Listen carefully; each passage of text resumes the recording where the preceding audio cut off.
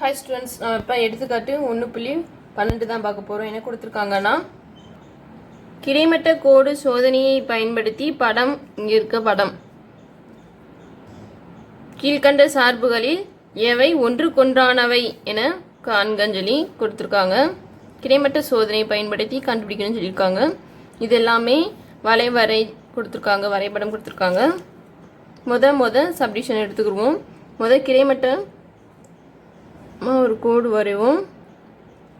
ஒன்றுக்கொன்றான சார்பாக இருந்துச்சுன்னா கிடைமட்டமாக ஒரு கோடு வரைஞ்சோம்னா இந்த வளைவரை இருக்குதுல்ல, இந்த இப்படி இருக்குதுல்ல, இந்த கோடு, இது வந்து ஒரே ஒரு புள்ளியில் தான் வெட்டும். இந்த இடத்துல வெட்டுதா, ஒரே ஒரு புள்ளியில் தான் வெட்டும்.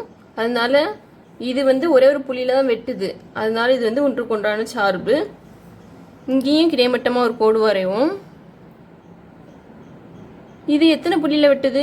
இங்கே 1 2 3 புள்ளியில் வெட்டுது. அப்போனா இது ஒன்றுக்கொன்றான சார்பு இல்லை.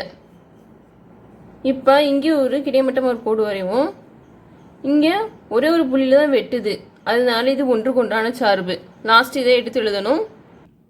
லாஸ்ட்டு இதை எடுத்து எழுதிக்கணும். என்ன எழுதிக்கணும்னா, ஒரு கிடைமட்ட கோடு படம் வந்து படத்துலையும் 3ஆம் படம் ஆகியவற்றை அதிகபட்சமாக ஒரே ஒரு புள்ளியில் Pயில் வெட்டுவதால், அந்த வெட்டுற புள்ளியை வந்து நம்ம Pன்னு வச்சுக்கிறோம்.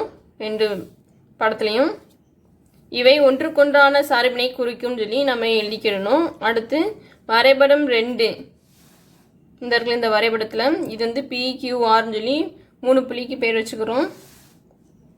2இல் வரையப்பட்ட ஒரு கிடைமட்ட கோடு PQR ஆகிய 3 புள்ளிகளில் வெட்டுவதால் வளைவரை ஒன்றுக்கொன்றான சார்பினை குறிக்காதுன்னு சொல்லி நம்ம எழுதிக்கிறணும்.